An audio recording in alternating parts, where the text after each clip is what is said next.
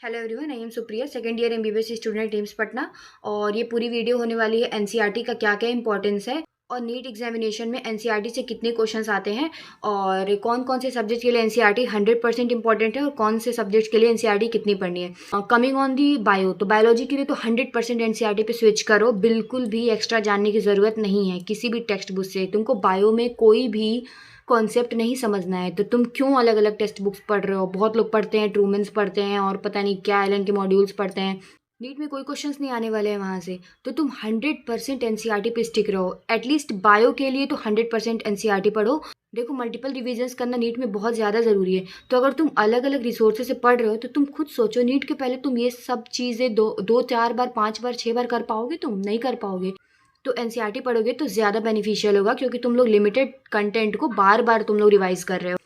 उसके बाद coming on the chemistry, तो ओवरऑल केमिस्ट्री में, ऑर्गेनिक केमिस्ट्री में 100% एनसीईआरटी, 100%। थोड़ा भी अगर टेक्स्ट बुक में कहीं से भी अगर तुम कहीं पे अगर इंस्टीट्यूट ज्वाइन कर रखे हो, वहाँ पे नोट्स बना रहे हो तो नोट्स पढ़ो और उन नोट्स में एनसीईआरटी में देख लो कि जो रिएक्शंस नहीं दिए हैं वो रिएक्शन पूरी तरीके से काट दो। सिर्फ एनसीईआरटी के रिएक्शंस पढ़ने हैं और एक्स्ट्रा पढ़ने का कोई मतलब नहीं है, कहीं पे भी नीट में नहीं आने वाले हैं। जो तुम एक्स्ट्रा क्वेश्चंस पढ़ करके स्कोर करोगे, इससे अच्छा जो पढ़ रहे हो उसी को बार बार रिवाइज कर लो और जो भी अपने नोट्स है उसको बार बार रिवाइज करो। पर कोशिश करना कि एनसीईआरटी की रीडिंग ले एक बार, क्योंकि बहुत सारे ना एनसीईआरटी के बीच लाइन से क्वेश्चंस बन जाते हैं और ऑर्गेनिक केमिस्ट्री में बैक एक्सरसाइजेस के क्वेश्चंस करना बहुत ज़्यादा ज़रूरी है।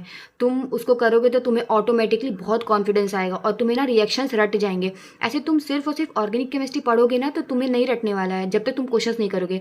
तो तुम सबसे पहले जो भी एनसीईआरटी के बैक एक्सरसाइजेस में जितने भी क्वेश्चंस दिए हैं वो तुम बहुत अच्छे से करना, क्योंकि वहाँ पे ना ऐसे रिएक्शंस मिक्सअप करके हैं कि इससे ये बनेगा, इससे ये बनेगा, तो उससे ना पूरी रिएक्शन तुम्हारे एक बार दिमाग में आ जाएंगे। एनफ है ऑर्गेनिक केमिस्ट्री में, सिर्फ पूरी जो भी रिएक्शंस है एनसीईआरटी के उसमें पढ़ो और जो भी अगर नोट्स बनाए हैं तो उसमें जो भी एक्स्ट्रा रिएक्शंस है उसको काट दो पूरी तरीके से और सिर्फ ऑर्गेनिक केमिस्ट्री के एनसीईआरटी में जो रिएक्शंस है सिर्फ उसको पढ़ो। उसके बाद अब आ जाओ इनऑर्गेनिक पे। इनऑर्गेनिक में भी अगेन 100% एनसीईआरटी, बाहर जाने की ज़रूरत नहीं है। और हाँ, ये जो इनऑर्गेनिक केमिस्ट्री है उसमें कभी कभी होते हैं डाउट्स, लाइक केमिकल कोऑर्डिनेशन वगैरह में जो भी बॉन्डिंग समझना पड़ता है और पूरे स्ट्रक्चर समझना पड़ता है, तो उसके लिए लेक्चर्स लो और फिर प्रीवियस ईयर सॉल्व कर लो और कुछ क्वेश्चन तुम जो भी मॉड्यूल्स है वहाँ से भी सॉल्व कर सकते हो। लेकिन लिमिटेड क्वेश्चंस को ही बार बार करने की कोशिश करना, और कोशिश करना बहुत हाई लेवल का नहीं जा रहे हैं, क्योंकि नीट तुमको क्रैक करना है। ठीक है, एमबीबीएस में आकर के ना अपना तुम स्टोरेज बढ़ा लेना, जितना याद करना होगा याद कर लेना, लेकिन अभी फिलहाल के लिए तुम लोग बिल्कुल भी एक्स्ट्रा मत जाओ।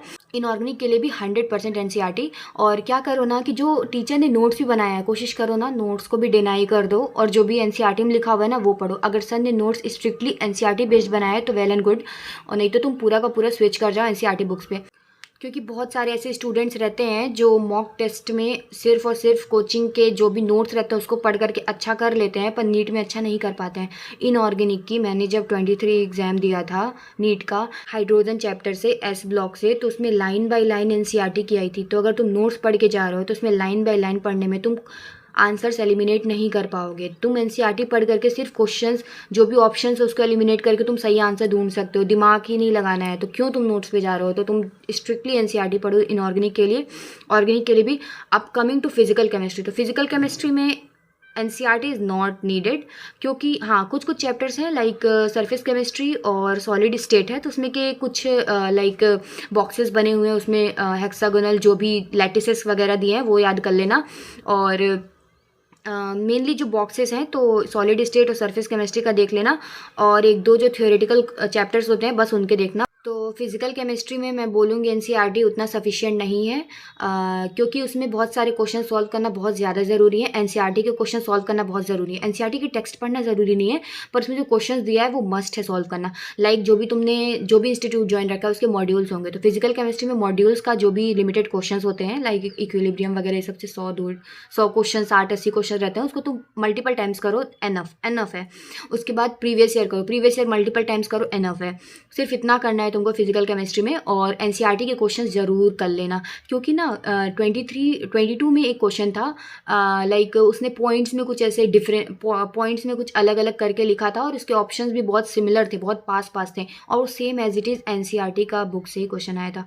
तो तुम सोचो वो तुम्हारी कैलकुलेशन में गलत करा रहा है, कंसेप्ट नहीं चेक कर रहा है, तो यही सब गलतियाँ कराता है एनटीए। तुम्हारा वो बहुत तुमको बहुत हाई लेवल का नॉलेज वो नहीं तुमसे चाहता है। जो नॉलेज एनसीईआरटी में है, जो एक 12th का बच्चा पढ़ करके एग्जाम दे सकता है, वही वो लोग पूछते हैं।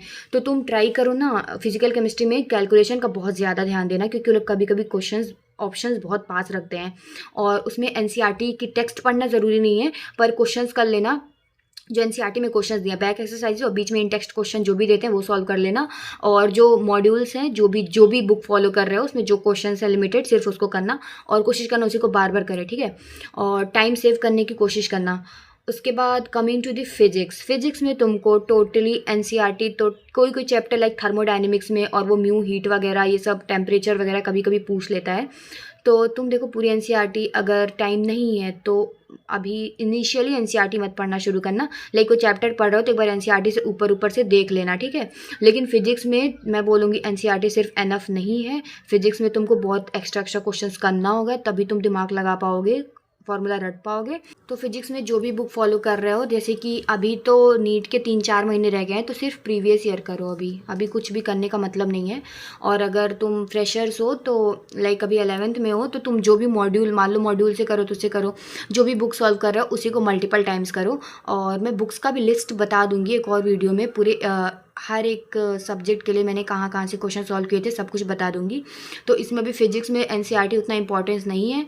तो फिजिक्स में ट्राई करना क्वेश्चंस बार बार करने का, ऐसे अलग अलग भी करना, लेकिन जो तुम्हारे मॉड्यूल्स और जो भी नोट्स के क्वेश्चंस है उसी को बार बार रिपीटेड करोगे तो ज़्यादा बेनिफिट मिलेगा, रेदर देन तुम अलग अलग क्वेश्चन सॉल्व कर रहे हो। जो भी लिमिटेड है उसको बार बार करो। मल्टीपल रिविजन्स बहुत ज़्यादा इंपॉर्टेंट है नीट में। और देखो यार, ये पूरी वीडियो का मतलब सिर्फ यही था कि तुम्हें एनसीईआरटी पे ट्रस्ट बिल्ड कराना था। देखो, ड्रॉप तुम लेते रह जाओगे। अगर तुमने एनसीईआरटी पे ट्रस्ट अभी तक बिल्ड नहीं किया है तो तुम इंश्योर रहो कि तुम्हें हर साल ड्रॉप लेना ही पड़ेगा। जब तक एनसीईआरटी पे विश्वास नहीं करोगे ना, तब तक सिलेक्शन होना नामुमकिन है। बहुत लोग तुम्हें बोलेंगे कि AIR 1 लाना है, सबसे हट करके करना है। हट करके मत करो। हट करके करना है तो हट करके ज़्यादा आवर्स दो स्टडीज़ को। लेकिन तुम ना, पढ़ना है तो सिर्फ एनसीईआरटी ही पढ़ना है। जो लिमिटेड होके पढ़ता है ना, सिर्फ वही सेलेक्ट होकर के आता है। तो स्ट्रिक्टली फोकस्ड रहो एनसीईआरटी पे। मैं हर वीडियो में ये याद दिलाती रहूँगी, क्योंकि आई नो भूल जाते हैं। मैंने खुद प्रिपरेशन किया है तो मुझे खुद डाउट होता था कि यार सिर्फ एनसीईआरटी कर रही हूँ, पता नहीं सिलेक्शन हो गया नहीं होगा। लेकिन एक बार प्रीवियस ईयर करना मैंने शुरू किया ना, तो फिर मेरे नंबर बढ़ने लगे। और यार देखो, कभी भी ना ऐसे अपने अंदर ईगो मत लाना। अगर कोई भी सीनियर समझा रहा है, कोई कुछ भी बता रहा है, लाइक तुम सुनना ध्यान से, क्योंकि ना वो वहाँ पे हैं तो सेलेक्ट होकर के गए हैं इसीलिए बताते हैं। और जेन्युइन नहीं लगे ना तो मत सुनना। लाइक वो बहुत इधर उधर की बातें कर रहा है, ये कर लो वो कर लो ना, तो मत सुनना। ट्रस्ट करना कि जो एनसीईआरटी स्ट्रिक्टली बता रहा है, टेस्ट पे फोकस कर रहा है, उसकी बातें ज़्यादा ध्यान देना। और हाँ, जो भी टीचर्स आपके इंस्टीट्यूट में हैं वो जो भी बोल रहे हैं उसको बिल्कुल अच्छे से फॉलो करना। पर एक चीज़ और अपने दिमाग में याद रखना कि टीचर तुम्हारे MBBS नहीं किए हैं। नीट कैसे सेलेक्ट होना है वो अलग चीज़ होती है। टीचर बहुत ज़्यादा, आई नो वो बहुत नॉलेजेबल हैं, लेकिन ना नीट सिलेक्शन के लिए कुछ और मांगता है। लोग पूरा दिन दिन रात रात पढ़ते हैं पर सिलेक्शन नहीं होता है।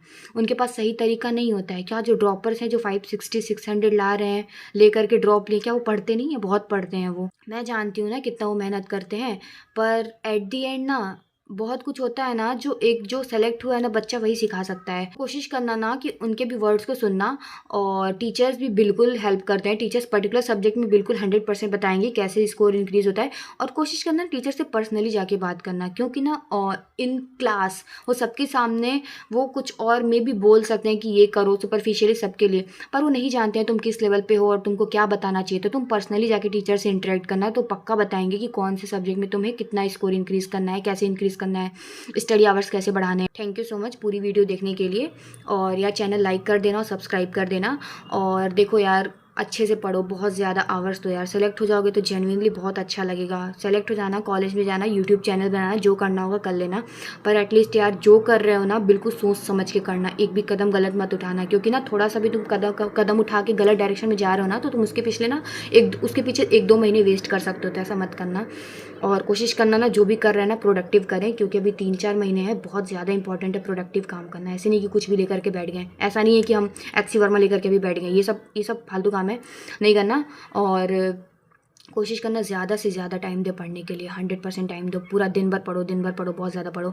और 3-4 महीने हैं तो क्या ही है, वर्थ इट हो जाएगा। अगर यहाँ पे तुम घिस दिए तो वर्थ इट हो जाएगा ना। तो इसीलिए अच्छे से पढ़ाई करो और चलो, ऑल द बेस्ट। और भी कोई डाउट्स हो तो कमेंट्स में लिख देना, मैं सबका रिप्लाई करने का कोशिश करूँगी। और जिस पे भी लॉन्ग फॉर्म वीडियो बनाना होगा मैं उस पर बना दूँगी। और भी कोई डाउट्स हो तो मुझे बता देना। और ठीक है फिर, बाय बाय, मिलते हैं नेक्स्ट ब्लॉग में। और ऑल द बेस्ट, बहुत अच्छे से पढ़ाई करो।